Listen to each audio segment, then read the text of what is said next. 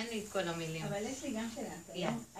היום, אותו קונצרט, היום היית צועקת לו, שינו? כן, זה מה שבאתי להגיד. כן, זהו, לא בטוח שהסיפור היה מתרחש כמו שהוא זה. זה. אני להגיד שהחוסר בשלות שלך בעצם חלק ממנו בא לידי ביטוי בזה שאת אפילו לא העזת לקום, ללכת מאחורי הקלעים, בדיוק. ולהוציא את העוגה. נכון. יש מצב שהייתי הולכת ועושה לו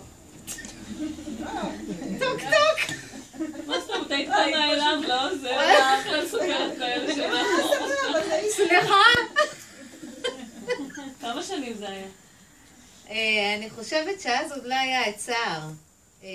אז זה היה לפחות, אני חושבת 14-15 שנה, לא יותר. פחות, זאת אומרת. 12 שנה אולי, 13, משהו. זה המון. כן, כן. כן, כן. אבל גם יש משהו מאוד נאיבי בסיפור שלך, כאילו שאת חשבת ש... הרי בוא נניח שהיית עומדת על הבמה ומול כל הקהל, ואת חושבת שבאמת היה משהו משתנה בקריירה שלך בתור עושה כאילו. לא, הייתה רק מוכרת. לא היה קורה שום דבר אחר, כאילו. בדיוק. הנאיביות הזאת שחשבת שוואו, אם עכשיו תעמדי מול כל הקהל הזה, אז למחרת פתאום תמחרי. נכון. לא היה קורה שום דבר אחר. נכון.